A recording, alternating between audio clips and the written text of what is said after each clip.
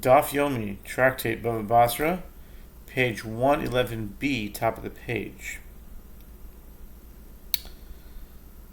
Amar le, with the words Amar le shameh, very top of the page.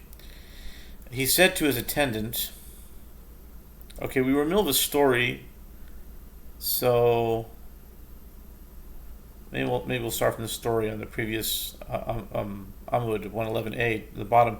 So when Rabbi Yehuda Nesiah met Rabbi Yana, he asked him, okay, by minayin leben lekodim lebas b'nichsei ha'em amar le tichsiv matos makish mate ha'em lemate ha'av ma mate ha'av ben kodem lebas af mate ha'em ben kodem lebas amar le I ma mate ha'av bechor notel pishnayim af mate ha'em bechor notel pishnayim.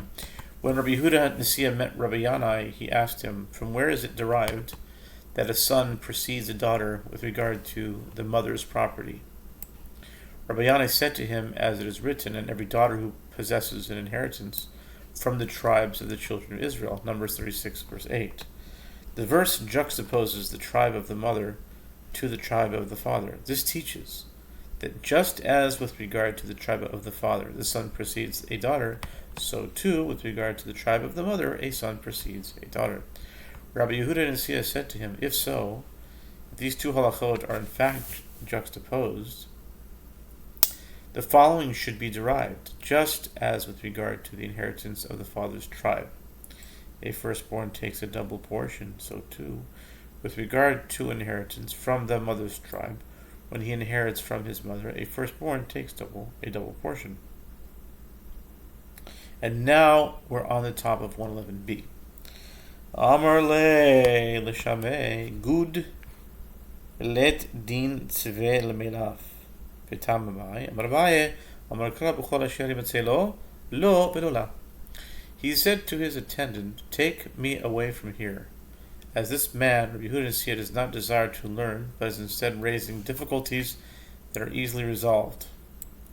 And what is the reason he does not receive a double portion? Abaye said, the verse concerning the double portion received by a firstborn son states, by giving him a double portion of all that he has, Deuteronomy 21:17. Indicating that he receives a double portion in all that he has, but not in all that she has. Ve'ema Halimili Bachur Shinasa Almana Bachur Shinasa Almana Ava Bachur Shinasa Betula Hachinami Dishakil. The Gemara asks, and why not say that this statement applies in the case of a bachelor who marries a widow, meaning a man who marries a woman who already has had children from another man, so that the firstborn son is his firstborn, but not hers. But in the case of a bachelor who marries a virgin, so too the halacha will be that their firstborn son will take a double portion of his mother's inheritance. Amar Rav Nachman bar Yitzchak Amar Kro Reishis Ono v'lo Ona. Rav Nachman bar Yitzchak said, there is a difficult derivation teaching that halacha, as the same verse states, for he is the first fruits of his strength, Deuteronomy 21:17, indicating that the halacha of the double portion is stated with regard to his strength, but not her strength, thereby excluding a son who is the firstborn of his mother alone. Hahumi boyle liba achar nafalim Davi bechor nachala misha libo dehavi alav yatzazeh she'en libo de dave alav. The Gemara challenges, but that verse is required to derive the halakha of a child who came into the world after his mother gave birth to non-viable newborns who did not reach the full term of 9 months, this verse teaches that such a firstborn should be a firstborn with regard to inheritance, even though he is not a firstborn with regard to the mitzvah to redeem one's firstborn son. How is this halacha derived from the verse? The term his strength, oh no, is understood as referring to acute mourning, aninut, in the following manner. A firstborn son, for the purpose of inheritance of land, is only one whose father's heart is pained about him when he dies. Meaning that a son who lives beyond birth, excluding this non-viable newborn, whose father's heart is not pained about him when he dies. Therefore, the next viable son to be born to him after a non-viable newborn is considered the firstborn. Im kein lemakra ki hu reshit on, my ono shmami natarti. The Gemara answers, if so, if the sole purpose of the term his strength is to teach that halacha, let the verse say, for he is the first fruit of strength, omitting the possessive his, represented by the letter Vav. What is derived from the more expanded term his strength, oh no, which indicates specifically the father's strength, conclude two conclusions from it, both with regard to mourning and with regard to the status of the firstborn as the father's heir specifically. V'akati emahani mili almon shinasa betula aval bachor shinasa betula hani hachi nishakil. The Gemara raises a difficulty, but one can still say that this statement applies in the case of a widower who married a virgin, so that he already has a firstborn from his previous marriage, who is the first fruit of his strength, and the son born to him and his second wife is not the first fruit of his strength. And it is this type of firstborn who does not inherit a double portion of his mother's estate. But in the case of a bachelor who married a virgin, so too the halacha will be that their shared firstborn son will take a double portion of his mother's inheritance. Ela amaravo amarkra lo mishpat bechora. Mishpat bechora ish, lo mishpat bechora isha. Rather, Rava said there is a different derivation teaching that halacha, as the same verse states, the right of the firstborn is his. Deuteronomy 21:17. The emphasis on his indicates that the primogeniture, what does that mean? Primogeniture? I gotta look that one up.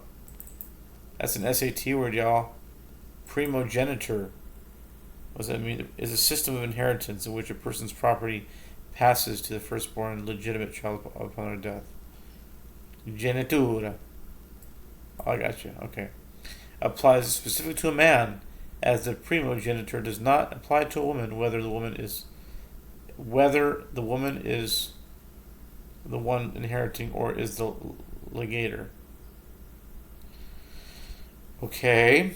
The Mishnah teaches Va'ish es ishto menahani milid tanabaran she'ero zu ishto melamed shabal yoresh es ishtoi yochal afi tichoshenu tamen loimer v'yoreshaysa hu yoreshaysa v'ein hi yoreshaysa. The Mishnah teaches, and a man, with regard to his wife, inherits but does not bequeath. The Gemara asks, from where are these matters derived? The Gemara explains, as the sages taught in a brisa, the verse concerning inheritance states, and if his father has no brothers, then you shall give his inheritance to his kinsman, She'ero, who is next to him of his family, and he shall inherit it. Numbers 27:11. This kinsman is one's wife, and the Torah teaches that a husband inherits from his wife, as the Gemara will explain later. One might have thought that she would also inherit from him, therefore the verse states, and he shall inherit it. with the word it written in the feminine ota, which can also be translated as her. This teaches that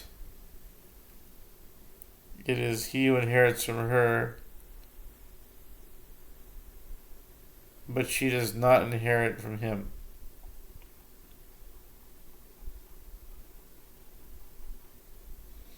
V'ha lav hechi ksivi amar bayit taritz hachi unesatim es nakolose lekorev elov she'roev yoresh oiso. The Gemara questions this explanation, but the verses are not written like this. The verse states, his kinman inherits from the deceased, so that if that term is referring to one's wife, a wife should inherit from her husband. Abaye said, answer like this, meaning, as if the verse were split into two parts. The first part is, then you shall give his inheritance to he who is next to him, which is a general statement with regard to the inheritance of relatives. The second is his kinsman, and he shall inherit it, meaning that a husband inherits from his kinsman, referring to his wife. Amarava sakina charifa ma kesakeroi el amarava harikamar nesatim esnachal shereloi ha okasavar goyrin vasifin odarshin. Rava said, does a sharp knife cut verses?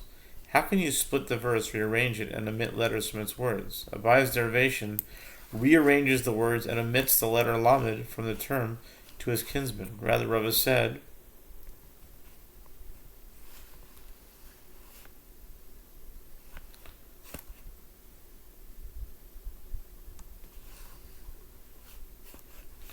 if the verse was split into two parts, the first part is they should...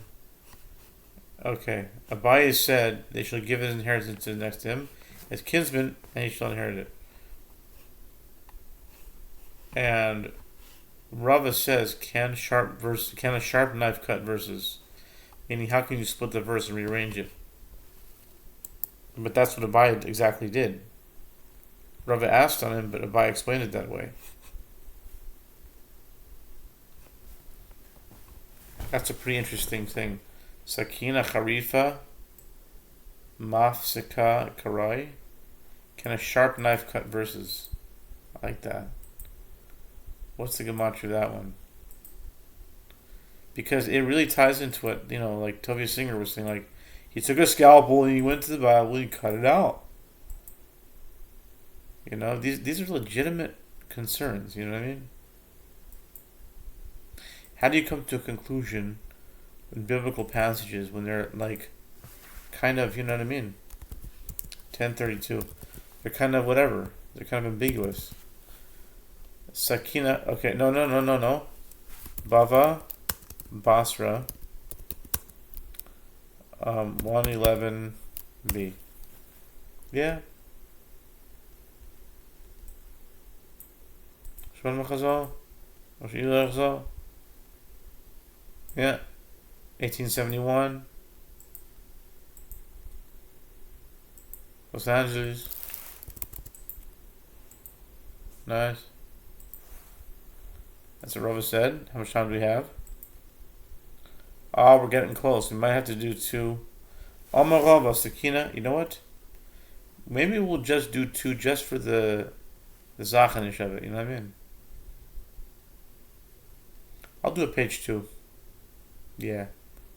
We'll do page 2.